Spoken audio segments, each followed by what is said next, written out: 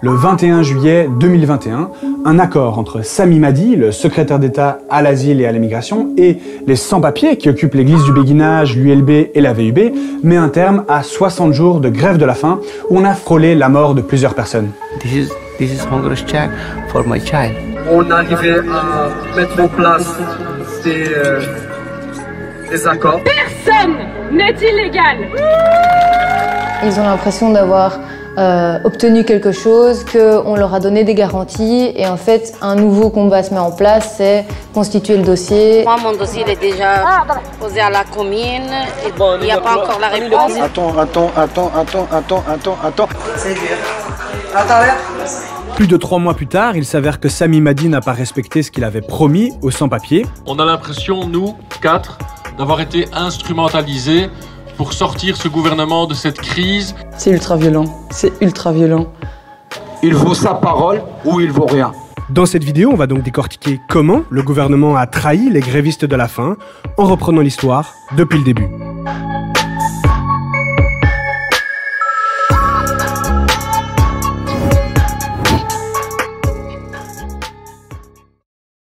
Le 23 mai 2021, l'Union des sans-papiers pour la régularisation débute une grève de la faim, à l'église du béguinage, mais aussi sur le campus de l'ULB et de la VUB. C'est une des suites de plusieurs années de combats de collectifs de sans-papiers en Belgique.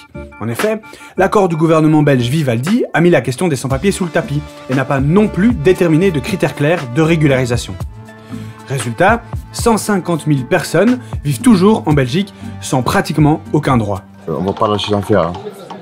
Vraiment, on va pas lâcher l'affaire. On est là, on reste là, on vit ici, on travaille ici et on meurt ici. Les grévistes de la faim sont en Belgique depuis 10, 15, voire même 20 ans et leurs revendications sont claires. Les 475 grévistes demandent une régularisation collective pour un accès au travail légal et des critères clairs de régularisation. On a essayé d'introduire des dossiers, mais c'est toujours négatif. On ne peut pas être régularisé par des critères qui ne sont pas clairs et qui ne sont pas objectifs. Moi, personnellement, je parle de moi-même. C'est jusqu'au bout. Je veux plus être un esclave d'un patron. Je veux plus être un esclave d'un patron. Je veux travailler légalement, cotiser. Dès le début de la grève de la faim, le secrétaire d'État à l'asile et à l'immigration, Sami Madi, est clair. I really want to try to convince all persons and all organizations behind it to make sure that they don't give a false hope. There are rules and regulations. Politics needs to have rules. Les lois actuelles de l'immigration sont déconnectées de la réalité.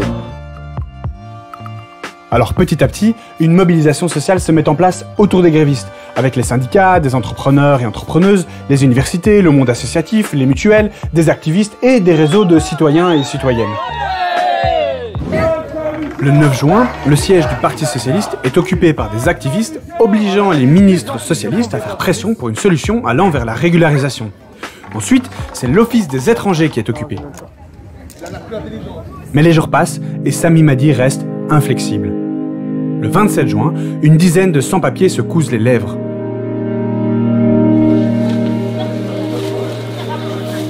Jusqu'où on doit aller? Jusqu'à ce qu'il y ait des morts? Vous en porterez la responsabilité?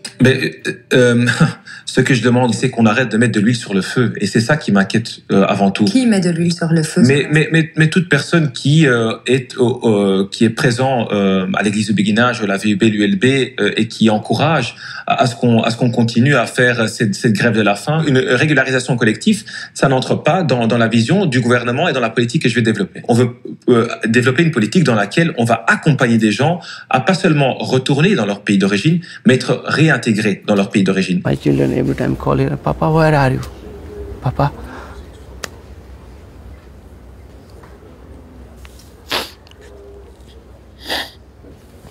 I'm sorry. This is hunger check for my child. They are born in here. I have to give life to my child. La demande de régularisation est dans l'impasse, alors ils durcissent leurs actions. Je parle de ces centaines d'hommes et femmes sans papier qui mènent une grève de la faim à Bruxelles. Certains s'automutilent, mettent leur propre vie en danger. Every 15 minutes, every 30 minutes, I see fellows falling down on the floor. and some of them they scream, and then some of them really become in critical condition. Une grève de la faim, qu'elle ait lieu ici, dans une prison ou dans d'autres contextes, est toujours à risque de laisser des séquelles, notamment neurologiques.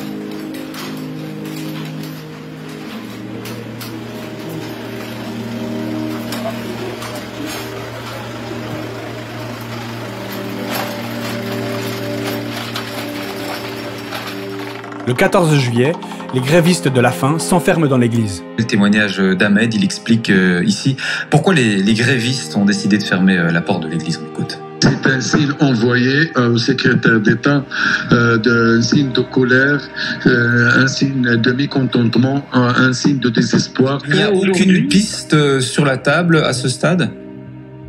Il n'y a rien, Les sans-papiers ont montré leur accord pour rentrer dans une démarche individuelle et donc pour s'éloigner d'une démarche collective, mais les autorités restent sourdes. Dans les antécédents d'église du Béguinage, nous avons eu plusieurs vagues d'actions telles que des grèves de la faim et suivies parfois ou pas d'opérations de régularisation.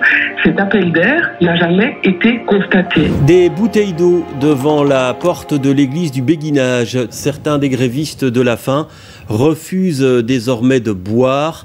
Une grève de la soif comme geste ultime, disent-ils. Médecins du Monde lance l'alerte. L'ONG parle de 300 grévistes qui n'ont plus que quelques jours de survie. Là, on est dans une sorte de stress permanent d'espérer que rien ne se passera dans les heures qui viennent.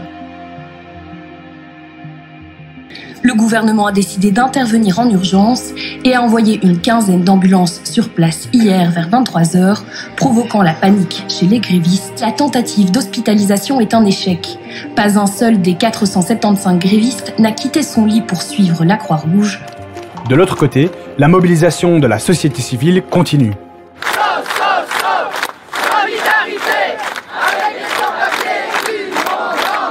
La grève de faim et la grève de soif, c'est pas un choix de nous, c'est la politique migratoire qui nous pousse pour faire ça. Oui. Merci à vous. Stop au silence qui tue, stop à l'esclavage moderne. Les droits humains ne sont pas et ne seront jamais un privilège. Personne n'est illégal. La pression monte sur le gouvernement et le secrétaire d'État, au point que le 19 juillet, Écolo et PS annoncent qu'ils quitteront le gouvernement si un sans-papier venait à décéder. Et ensuite, les députés européens, puis les Nations Unies s'en mêlent. Les gens qui sont en grève de la faim aujourd'hui ont des salaires horaires de 3 à 4 euros, n'ont aucune protection sociale quelconque, et s'ils se plaignent des conditions de travail qui sont les leurs, ou de ce que l'employeur, par exemple, ne paye pas le salaire, eh bien, ils savent bien qu'ils s'exposent au risque d'être dénoncés. C'est des gens qui nettoient nos bureaux. C'est des gens peut-être qui nettoient ces bureaux-là, ici. C'est des gens qui travaillent pour les Belges tous les jours. Ils sont là pour montrer leur attachement à leur pays, quitte à frôler la mort. Et c'est pas une question d'être pro ou anti-migrant, ou c'est pas ça, c'est l'ordre de la décence, de l'ordre de la morale. Et on peut pas accepter ça. Enfin, le 19 juillet, Sami Madi désigne un envoyé spécial pour négocier. Et 2 jours plus tard, le 21 juillet, jour de fête nationale belge, appris cet après-midi que les sans-papiers grévistes de la faim et de la soif avaient décidé de suspendre pour le moment cette grève. Un certain nombre d'accords ont été mis en place. On arrivait à mettre en place des accords et pour qu'on n'aura plus de stress et angoisse à l'intérieur de l'église, on a pris cette décision d'arrêter la grève de la soif et suspendre pour le moment la grève de la faim.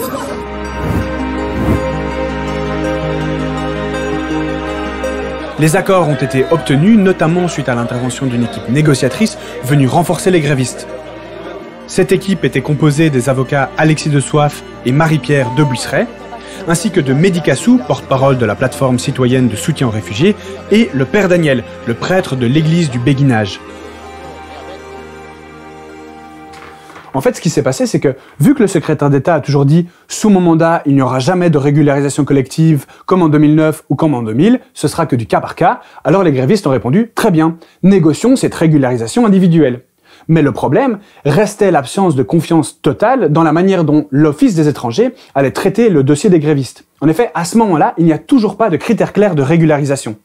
Jusqu'à ce que, Après 2h30 de discussion, découragé, on lui dit « Bon, écoutez, vous ne nous donnez aucun argument pour convaincre les grévistes de la faim de sortir de la grève. » Et parce que tous ces grévistes sont en fait depuis longtemps et sont très très bien intégrés. Et puis là-dessus, Samy nous dit s'ils sont ici depuis plusieurs années, qu'ils sont très bien intégrés, dites-leur d'introduire un dossier. Et puis nous, on se regarde tous les quatre et on se dit il n'a pas l'air d'être d'accord avec son directeur, le directeur de son administration. Donc on se tourne vers le directeur de l'Office étranger et on lui dit « Monsieur Rosemond, vous êtes d'accord avec ce que votre boss est en train de dire? Vous confirmez ça? Vous allez traiter dans ce sens-là des dossiers ?» Et alors il a dit oui, il a confirmé. Le secrétaire d'État a alors répondu que les grévistes de la faim qui vivent en Belgique depuis un certain nombre d'années, qui sont bien intégrés et peuvent produire des preuves de ladite intégration, doivent introduire leur dossier et arrêter la grève, car ceux-là sont dans une situation pouvant donner lieu à une régularisation. Ces mêmes propos ont d'ailleurs été tenus aussi par le directeur de l'Office des étrangers quelques jours plus tôt. Durée de séjour, éventuellement de durée de procédure, avoir des enfants en Belgique qui vont à l'école et suivre des formations. Le travail aussi peut être un élément important. Avoir des parents, des sœurs, des frères, Je pense que la majorité écrasante ne faut pas être régularisée. Si on parle avec les gens individuellement, je suis moins sûr que vous, que je viens de discuter juste au béginage avec 2-3 personnes. Et si ce qu'ils me disaient est correct, et il n'y a pas autre chose dans le dossier à la Suisse, par un témoin, autre public, une condamnation, ça c'est très négatif. Pas excluant, mais très négatif. Mais si je analysais bien ces 2-3 cas, c'était tout à fait positif.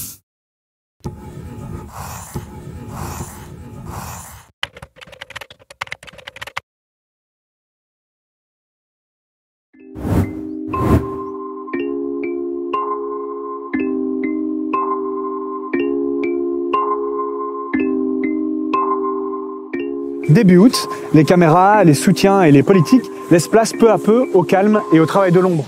Il y a 475 dossiers à façonner et pour épauler les grévistes, les ressources sont dérisoires et ne viennent en tout cas pas du fédéral. On compte 3 travailleuses à temps plein, dont une bénévole et quelques aides ponctuelles. Malheureusement, plusieurs événements vont rendre la constitution des dossiers compliquée, voire même violent. Au point que le sentiment d'avoir été trahi par le gouvernement grandit chez les ex-grévistes de la faim. Pour comprendre ce qui s'est passé, on va en discuter avec Tarek, un des porte-parole de l'Union des sans-papiers pour la régularisation, mais aussi avec Juliette et Zoé, qui sont les 2 juristes qui ont aidé à la constitution des dossiers de régularisation.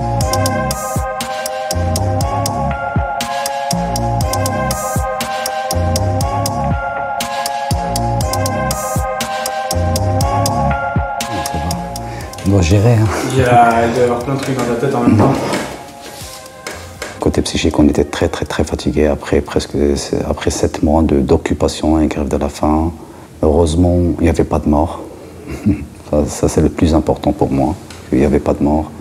Mais certes, il y a des dégâts psychiques, il y a des dégâts physiques, ça c'est sûr. Et moi, je suis parmi les personnes qui ont eu des dégâts physiques et même psychiques jusqu'à maintenant. Des fois, j'arrive pas à dormir.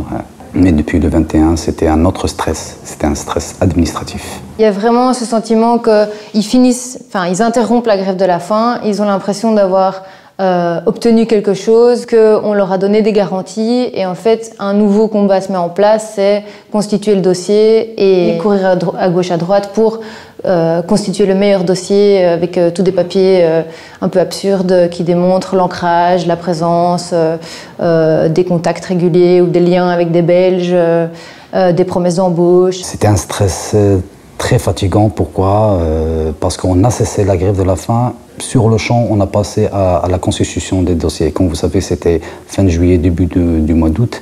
La plupart des administrations étaient fermées, donc les occupants ils trouvaient des difficultés pour récupérer leurs papiers, pour prouver leur ancrage durable sur le territoire belge. On a eu un autre problème, c'est le problème des adresses. Il leur fallait, comme pour n'importe qui, une résidence à laquelle il fallait un contrôle de résidence positif. C'est des gens qui ont occupé les lieux pendant 7 mois avant l'interruption de la grève. Et donc il y a des tas de gens qui ont perdu leur logement, où il y a des personnes qui n'en avaient pas avant mais qui n'en ont pas trouvé depuis. Donc c'est pas que la condition soit inutile dans tous les cas, mais dans le cas des grévistes, c'était irréalisable que tout le monde trouve une adresse de résidence qui convenait pour un contrôle dans l'urgence, quoi.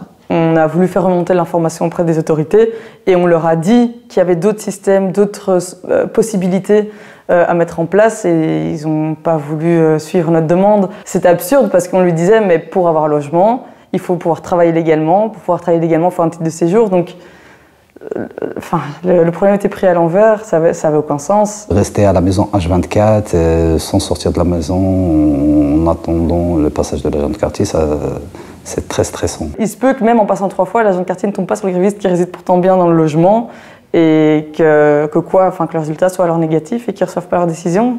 Le discours de la journée, c'est juste agent de quartier, passage, dépôt de dossier, la décision. C'est ça les sujets au sein de l'église, il n'y a pas d'autre chose.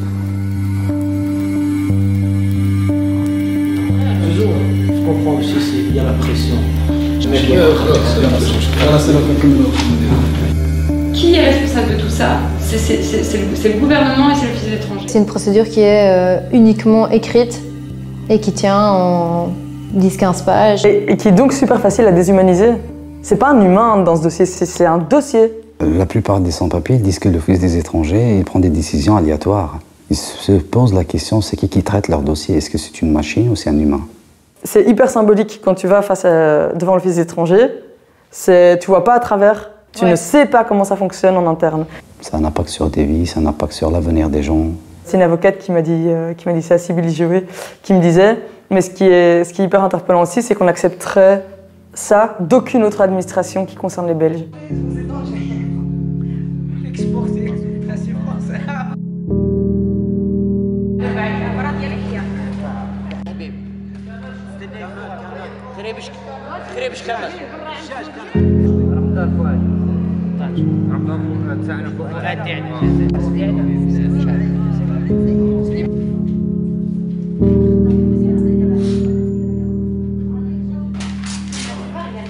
Comment tu te sens en ce 3 septembre, Mehdi Boulal? Je me sens pas bien. Moi, mon dossier il est déjà posé à la commune. Il est déjà chez les étrangers depuis le 23. Il n'y a pas encore la réponse. Ils ont dit 3 semaines. On est marre de rester comme ça. J'espère.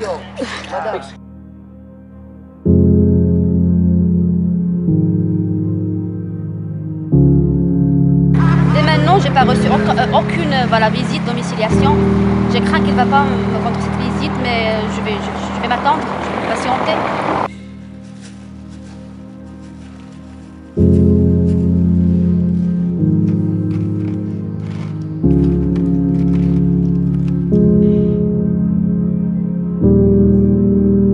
€1 négatif, ça c'est positif. Et qu'on va essayer. Négatif. On attend. Attends.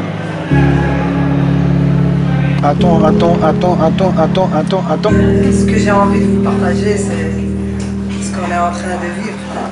C'est dur. Attends, c'est dur, hein? Il va y avoir des positifs et des négatifs, qu'on sait qu'il n'y aura vraiment pas que des positifs. Dans leur tête, ils disent qu'on a tendu la main au gouvernement, on a fait ce que le gouvernement nous a demandé, c'est de constituer les dossiers, c'est de les déposer, c'est d'avoir une adresse, c'est d'avoir le passage d'agent de quartier. Et si on reçoit un négatif, ça veut dire que le gouvernement n'a pas tenu sa parole.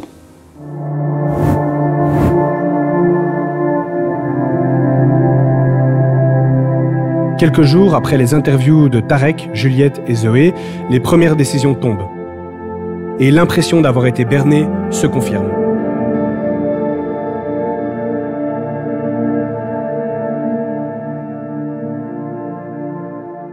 Ce matin, j'ai relu une décision qui concerne un gréviste qui est en Belgique depuis 2004, qui a des membres de la famille qui sont belges, qui est syndicalisé, qui est ultra investi dans le milieu associatif. Il a des témoignages de députés. Il est diplômé au Maroc et alors il a une possibilité de travailler en Belgique en tant qu'électricien et c'est dit par son avocat que c'est un métier en pénurie. Donc C'est un super bon dossier et qui répond non pas à une ligne directrice qui a été évoquée le 20 et 21 juillet, mais à plusieurs de ces lignes directrices. Et donc il a reçu une décision négative et c'est fou parce qu'à un moment, il est écrit que l'intégration n'est pas un élément qui justifierait une autorisation de séjour en Belgique. Et là, on dit qu'en fait, ça, c'est pas du tout suffisant. Mais alors, qu'est-ce qu'il faut démontrer? En fait, c'est impossible à comprendre, donc c'est impossible à accepter.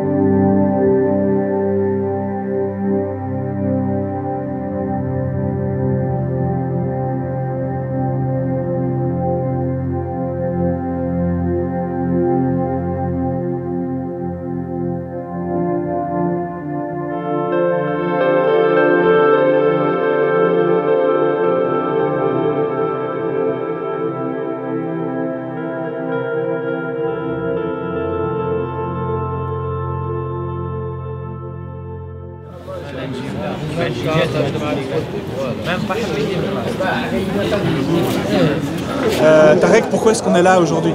Quand vous savez, ces derniers jours, on a reçu un pack des décisions et malheureusement, ce ne sont que des décisions négatives. C'est pour ça que les 4 négociateurs, ils ont évoqué cette conférence de presse pour expliquer la trahison de la part du secrétaire d'État de l'Asile et l'immigration, M. Sami Madi. On a l'impression, nous, 4, d'avoir été instrumentalisés pour sortir ce gouvernement de cette crise. Aujourd'hui, on peut décemment dire que cette parole n'a pas été respectée. Le secrétaire d'État a rompu une forme de pacte moral. Malheureusement, par, je pense, et je pèse mes mots, son incompétence, le gouvernement est obligé maintenant de se saisir de ce dossier et de trouver des solutions. Pourquoi? Parce qu'il s'agit d'êtres humains. C'est la première fois dans les 23 ans, je pense que j'ai 9 ou 10, je ne sais pas, en tout cas 9, que j'ai fait. 4-5 fois aussi ensemble avec Alexis de Soif. On se connaît bien dans les choses-là, on sait ce qu'on dit, et eux aussi. Donc, c'est la première fois qu'on dit ça ne va pas. Point. Jamais eu un accord qu'on a signé avec la PES et tout ça, mais toujours ça a été respecté dans les grandes lignes. Maintenant, c'est vraiment la rupture de la confiance. J'espère que ceux qui ont annoncé qu'ils quitteraient le gouvernement en cas de mort ne vont pas attendre qu'il y ait effectivement un mort pour se remobiliser. Troisième génération, nous sommes tous les enfants d'immigrés. Première, deuxième, troisième génération, nous sommes tous. En 2 mois et demi, ça fera 1 an qu'ils sont ici. Ça a été un sacrifice énorme et avec un espoir qui a vraiment été donné le 21 juillet pour au final avoir ce résultat-là. Et alors en plus, ils reçoivent ça par courrier recommandé chez eux. Ils accompagnent cette décision d'un ordre de quitter le territoire. Et, très cynique, ils joignent encore une invitation à venir à l'Office des étrangers. Ils ont tous, pour ceux qui ont reçu des décisions négatives, ils ont tous rendez-vous jeudi, donc demain, avec un coach d'accompagnement pour expliquer les différentes possibilités de retour, quoi. C'est ultra violent, c'est ultra violent. La violence est indescriptible tellement elle est énorme. Mon dernier mot, c'est que la lutte continue pour les sans-papiers, pour avoir leur dignité, c'est ça, c'est le plus important. Qu'on aimerait bien que le gouvernement mette en place des critères clairs et permanents, comme ça on cesse avec tout ça, avec ces occupations et ces grèves de la faim. Parce que ces gens-là, à un moment donné, vont craquer. Je ne parle pas juste des ex-grévistes, je parle de tous les sans-papiers ici en Belgique. Et je crois que le gouvernement a la main et a la possibilité de trouver des solutions.